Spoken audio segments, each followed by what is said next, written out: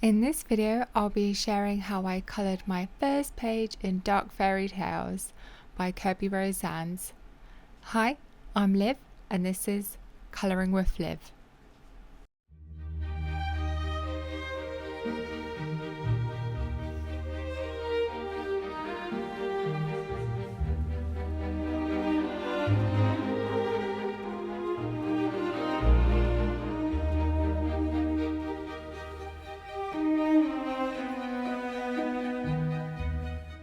So I decided to do this page with watercolours.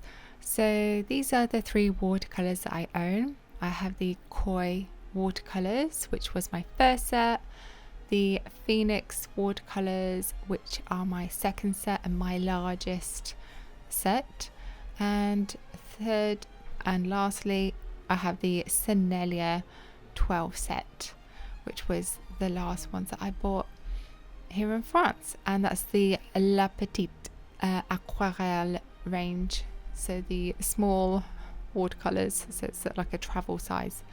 And these brushes are from Meeden. So over Christmas I was entering loads of those daily competitions to try and win some art supplies, and I managed to win something, so that was awesome. So there was a few different brushes in the big box that they sent, so that was quite nice. There was this travel size one, like a watercolor one. So yeah, I got to play around with those for the first time. But I had some couple of other brushes in my stash, and I thought maybe those might be good. I don't know. I'll test them out first, see what I can do. I thought I might even test out the sepia brush, but I didn't. I tested out this Sakai brush, which I bought quite a while ago.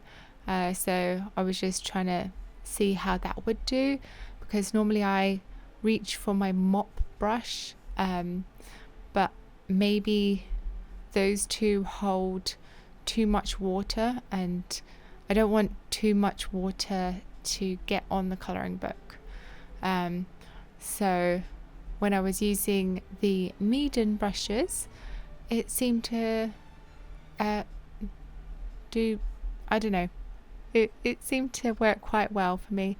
I felt like the feeling of it didn't feel too watery. So yeah, I felt like I could maybe control the water a little bit better using those brushes. And then I found a 1 month Skillshare for free from A Pictured Purpose, and I was so excited about that because I wanted to try some lessons from Anna Victoria Cauldron. And one of the things she says about how to practice controlling water is by doing these lines and trying to do them as close as possible to each other.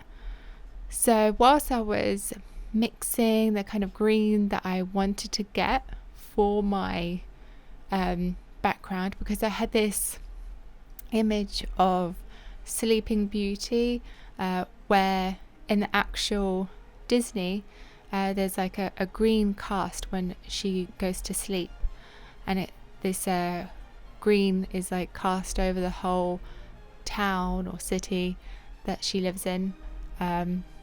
And yeah, I thought it would be good to put that over that darker side where those flowers are like rotting away.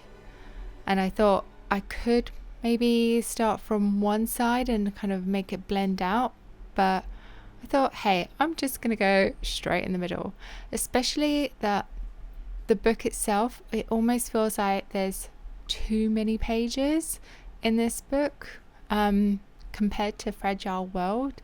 So it feels like you can't open the book as much, which is a bit annoying.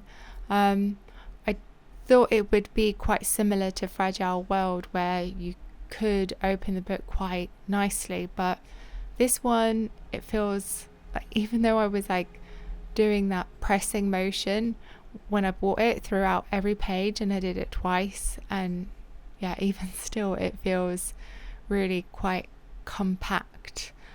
So I was thinking maybe in the future I might try some of those artist edition colouring books. So I got my green down, and I thought, okay, what colour shall I do next to it? And I thought, well, the other side would be like the lighter side. So one side would be really dark, where you have those wilting and rotting, not vegetables, but roses. So it's like she's already dead rather than just sleeping. And then on the other side, it's like, oh, well, she could just be sleeping. Yeah. So I thought, oh, I put too much yellow on. Maybe I'll lift it up. So you can just put some clear water and get a dry brush and then lift some of that off. But I felt like it needed to be merged into the rest of the page, so I thought, okay, let's just put the water on the rest of the page, because I didn't want the yellow to affect the roses, but I did want to have a little bit of a base to make it lighter. And then I thought this would just be a base, but it ended up, when I added this colour in, it almost started to feel like a rainbow effect. And yeah, so again, it was just supposed to be a base, so I just put it all over, and then afterwards we're gonna add the details. So I loved this red, but as I was putting it on, I was thinking, oh, what have I done? I made this mistake.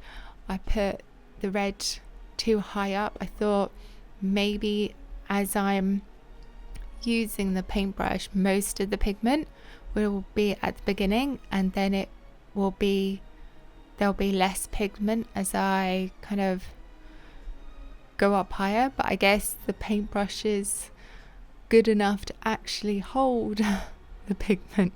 So so I just tried to kind of work around that particular point. And then added some more water into the mix to try and make it less red. And going over that yellow section, it turned orange, and I tried to kind of work quite quickly in this bit because I didn't want that paint to settle in and dry, so I had to think on my feet quite quickly. I didn't want to add too much water so that it ruins the page itself, but enough water to kind of blend it out. And what happened was that it turned out into this kind of nice pink in the end, especially after adding the purples in afterwards. So I kind of smushed it over the page, and then I was trying to lift some of that colour as well. I added some of that same red to the yellow and orange colour, so it kind of gave it a different colour. So all these paints at the moment is working with the Sennelier La Petite Aquarelle, so the small set. And then I just dabbed in some, I think I was using it was still the Sennelier, but afterwards I end up using some Koi watercolors and then the Phoenix. So I just used a little bit of everything that I had, really, just seeing what red is going to be best. And then I use that lifting technique here, just to kind of, because I felt like it was a little bit too flat. I wanted that darker edge just to be around the corner. So this idea came from Neko Simi, because she uses this kind of technique where she has a really dark edge in her colouring books when she's using watercolour. So I was trying to do that here. I was trying to like put that dark edge, but I kind of blended it out too much into the roses. And then here with the hair, I kind of blended it out and made those strands. So the Sennelier paints only has grey. It's not actually a black. It's like a plain grey colour.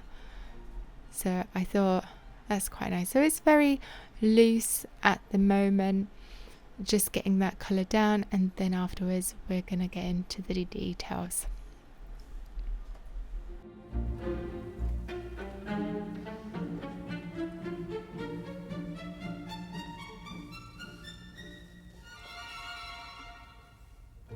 So as you can see, the colour didn't go through the page, so that's good news.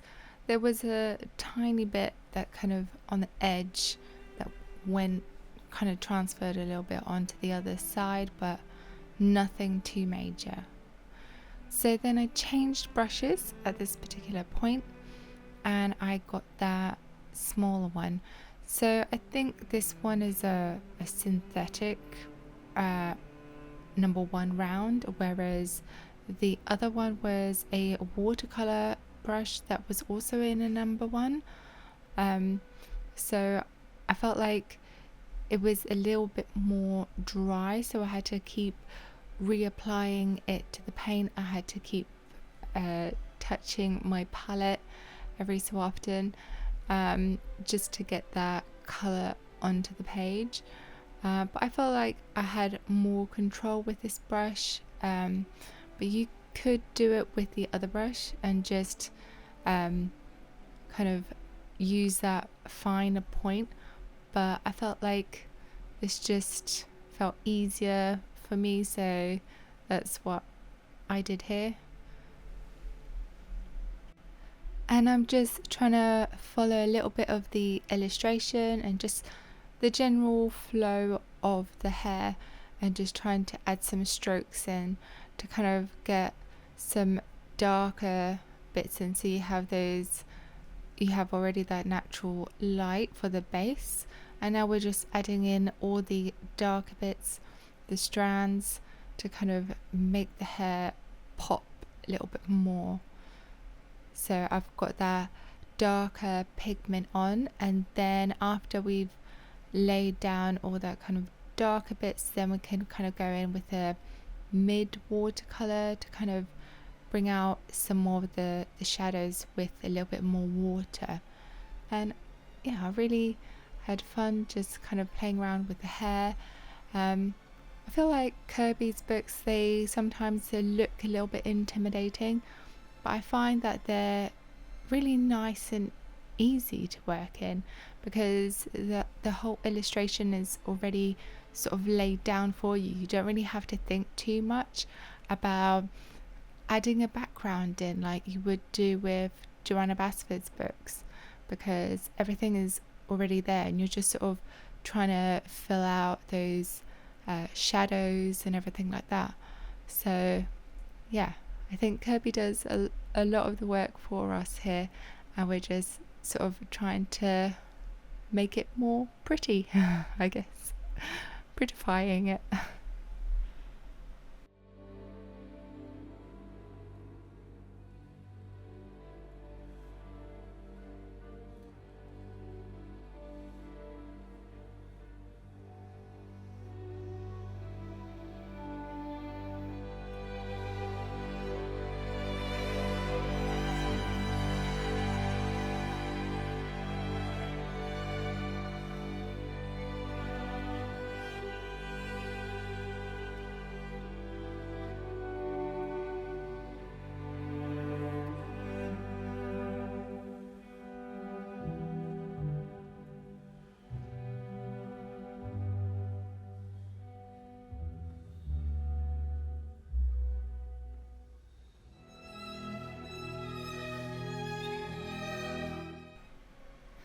And at this particular point, I'm done with the Sennelier watercolors, and now I'm switching to the kois, just because when I swatched out the different reds, I wanted to have more of a vibrant red, and even though the rest of them do have lovely reds, I just felt like this is the one that worked for me. This is the one that I was looking for.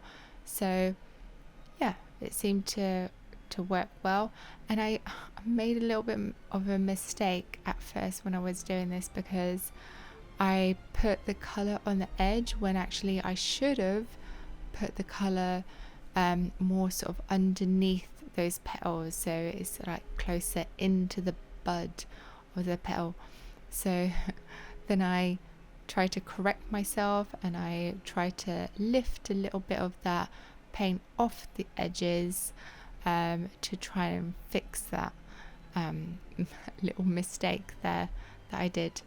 So, and then I tried to gently kind of blend the darker to the lighter bit, but without kind of taking away that light bit completely, because I didn't want to make it flat. I still wanted to keep that lightness from the base that I've made so far, so then you can have that nice contrast.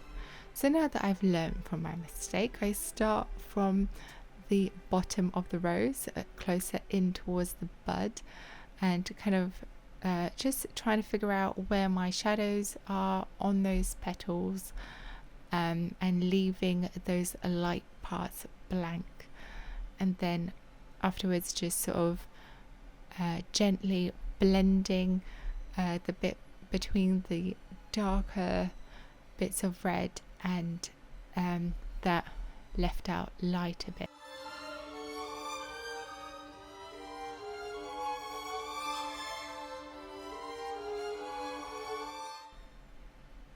And then I thought maybe I'll add a few strokes, more like the kind of veins of that petal, to see if that will do anything to kind of give it a little bit of something. But I don't know if that really works or not. But it's a way of putting the colour down onto the page with watercolor. So yeah, I'm just sort of playing around with it at this particular point, seeing what works best, and just really just enjoying the process. And I felt like, should I put this kind of more vibrant red all over, or shall I just do it on a few of the roses? So at this point I wasn't sure of how much of this brighter red to add, because I still wanted to keep that darker red in, because I really like that kind of dark effect that it was giving for this dark fairy tale book. I really loved that corner, so I didn't want to brighten it up too much. So I just kind of added it to a few and then see where that got me, and decided to add more after that.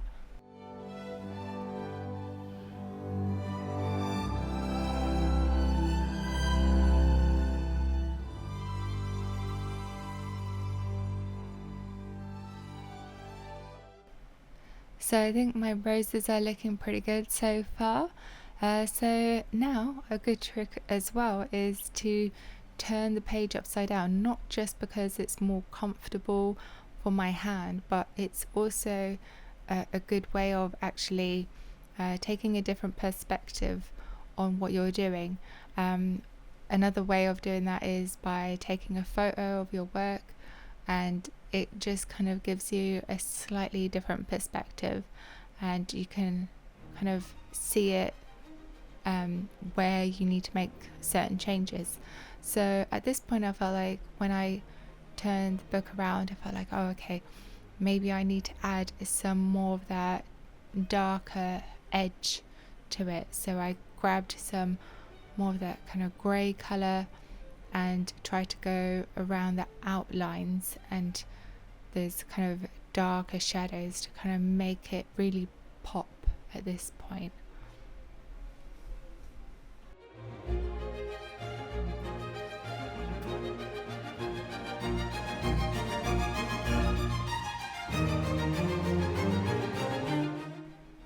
And I really love how this little tiny rosebud turned out. It's so cute, so lovely. And then I just sort of kept dabbing some of that red around, some of that darker grey around, and just kind of was a bit more loose at this particular point. So I had a few of those roses that were more kind of with the finer details, and then for the rest of it I just felt like I was going a bit more fluidly.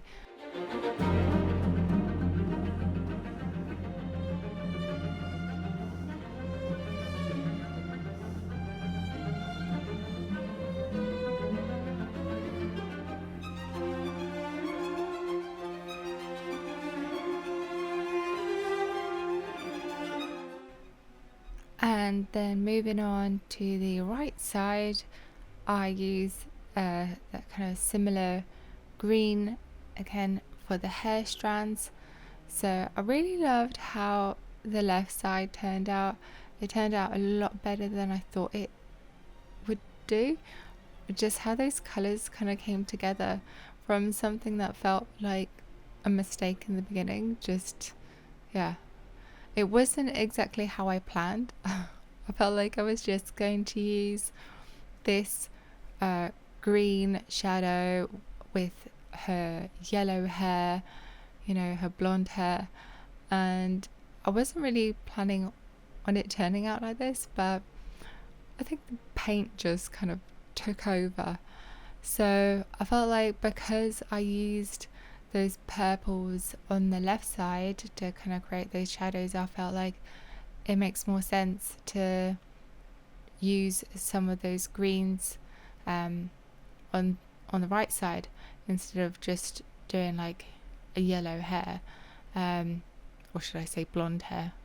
Who says yellow hair? I don't know. So I was just trying to kind of go with those greens, and then because I've got that blue, I could have gone over that blue with the green, but I thought it looked quite nice, so I wanted to kind of keep some of that blue element because it almost looked like this rainbow effect. So I felt like, okay, we'll do the greens here and then the blues over that side. So I'm using the Phoenix watercolors at this particular point, just because, I mean, I could have used my Senneliers as well, but I just had to mix the paint again, and I had a few different greens on my Phoenix watercolors, so I just felt like it was easier to use those. So yeah, just whatever you have in your stash, whatever kind of color you have in mind, whatever's easiest, just use that. Just have a play around with it, make some swatches if you need to beforehand, and yeah, just go with the flow.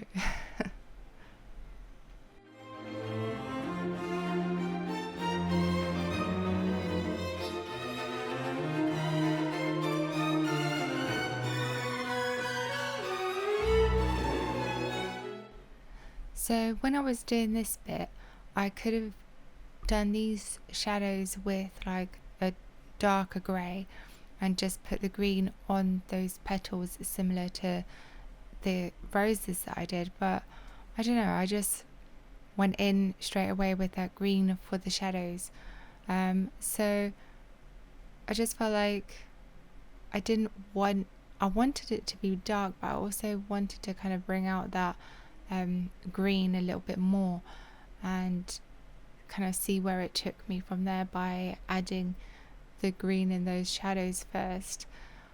Yeah, so I think it turned out nice, but the only thing that was I wasn't too sure whether it was a good idea or not was to make some of those branches brown, Um, so I don't know if that was a good thing or not, but that's what I did in the end. But you can make your branches all green, just because everything else seemed to be kind of following the base of the colour so far. But yeah, just see what works for you.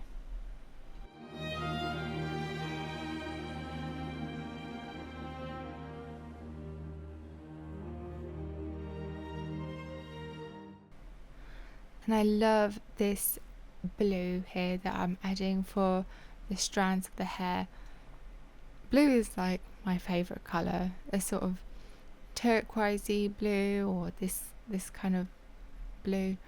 And because that was like I guess more of a teal blue on the hair, I felt like what she's wearing can be more like royal colours, so either red or blue.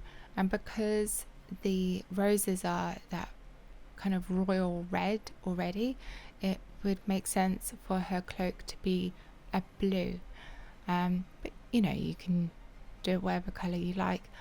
And I thought that the bit around the neck and part of the sash could be more of like a gold colour. You could leave some of that sash white instead of going for a yellow, but that's what I did. I thought, yeah, she's wearing a royal blue with like gold thread, as she's royalty, Princess Aurora.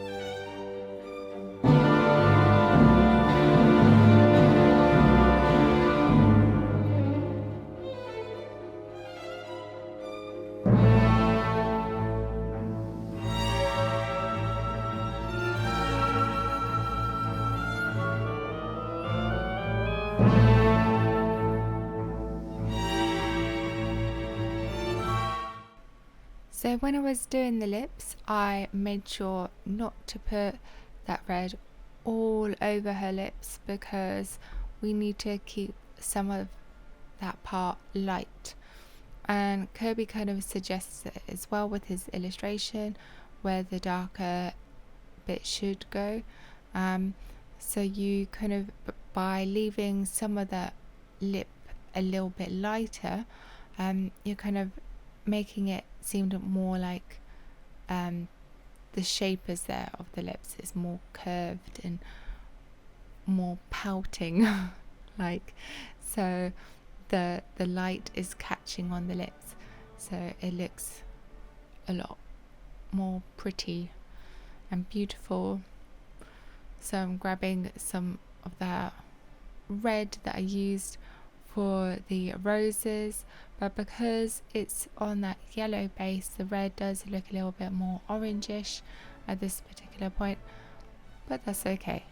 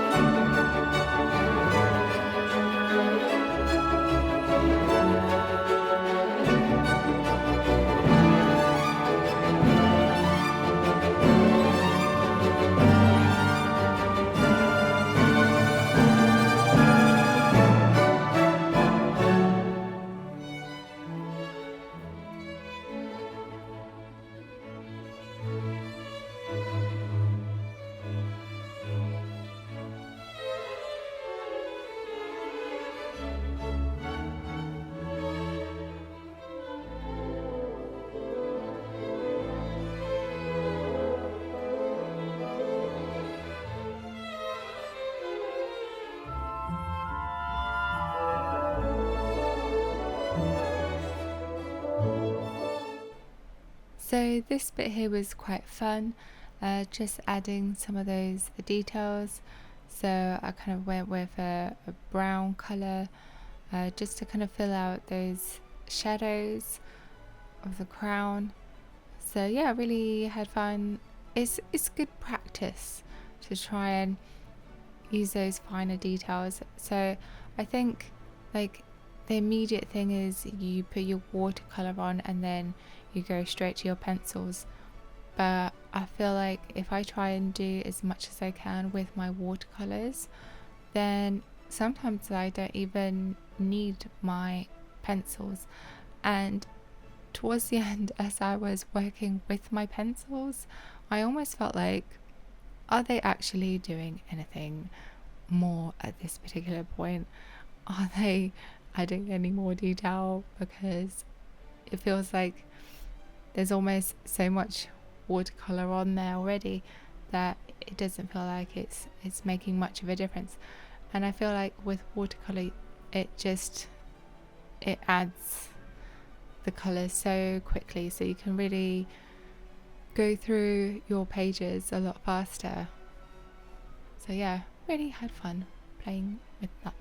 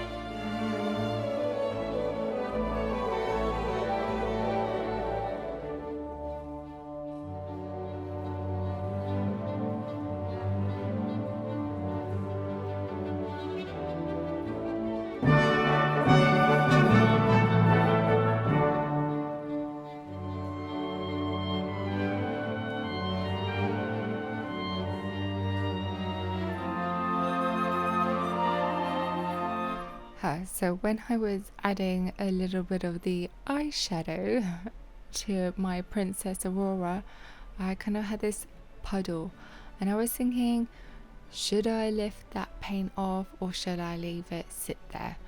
And I felt like if I'm gonna let it sit there, it's gonna turn into this cauliflower.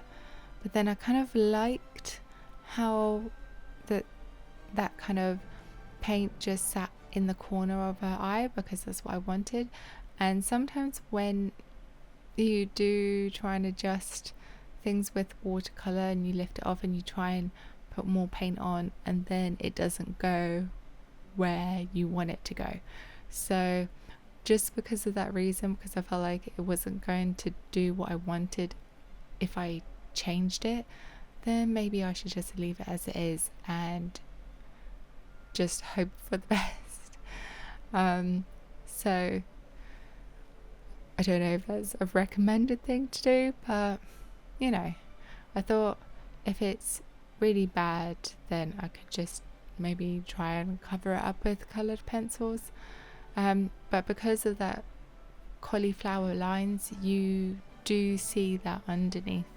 So I guess it was just the risk and chance I was taking at this particular point with that. But yeah, if you have puddles, you can adjust it. Don't let me stop you. But you know, sometimes I feel like if it's right, it just felt right.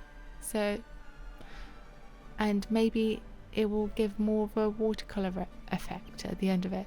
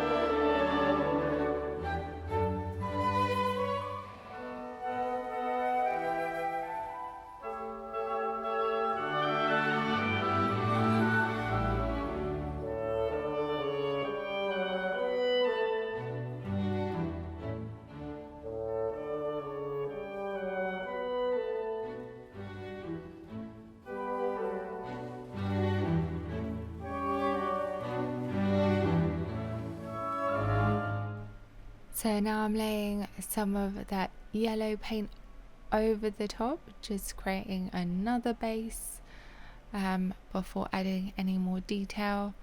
So it's a lot easier if you just put a whole block of colour over the top and then go in with details, because if you're going to go detail next to detail, it's going to take so much longer.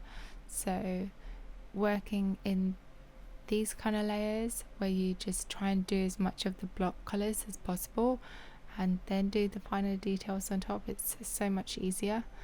So her collar is like the gold thread part of her dress.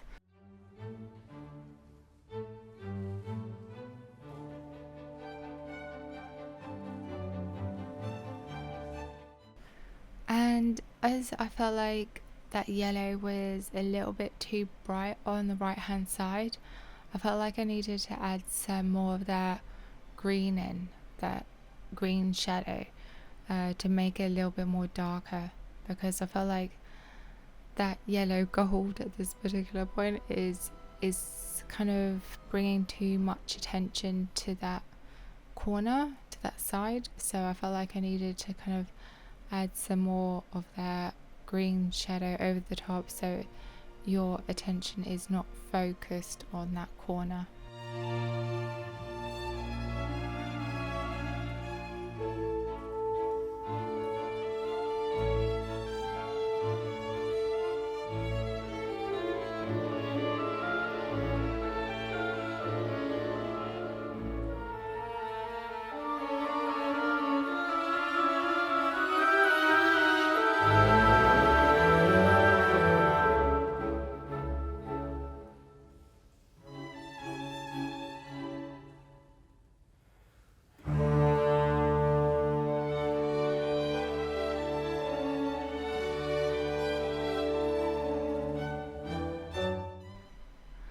And again, with the details, I really loved having fun playing with all the little details. So yeah, I think some people say that they don't like colouring details, but I don't know, I just find it quite relaxing. I think if you're trying to overthink what you're doing, then maybe it becomes stressful. But if you're not really thinking too much and you're just kind of going with the flow and you're just following the illustration without thinking too much, then it just becomes very relaxing.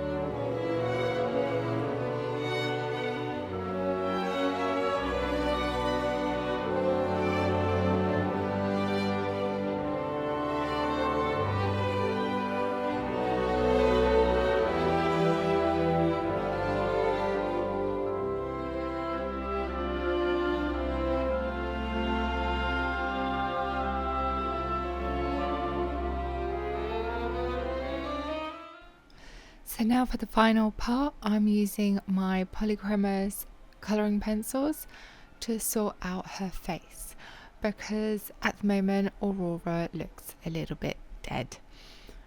So I used some colouring pencils on top of a yellow base before when I was colouring Cinderella in Petit Poupée colouring book. So it's a Disney colouring book, and I was doing Cinderella, and I felt like the colouring pencils kind of covered up most of that yellow, but on this one I had more of that yellow paint sort of towards the nose, so the paint felt a little bit thicker on that part and it was harder to cover up, whereas on the left side, closer towards her cheek and cheekbone, there was less paint, so it felt easier to put down those pencils on that side, thankfully.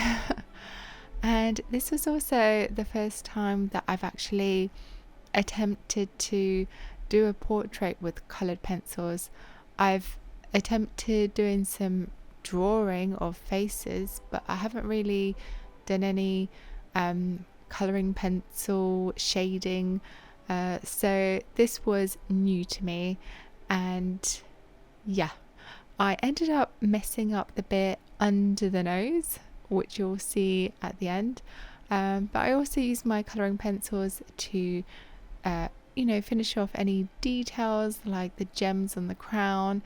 I also brought out a little bit of my white pastel pencil, just to kind of try and add a little bit more white, and then put some more colouring pencil on top of that, because I've heard of that technique done before, but maybe I should have put that white pencil all over her face, and then the pencil afterwards, but I kind of wanted to keep some of that colour. So this was the wrong bit under the nose, and then this is the correct version where I fixed that bit under the nose just above the lip.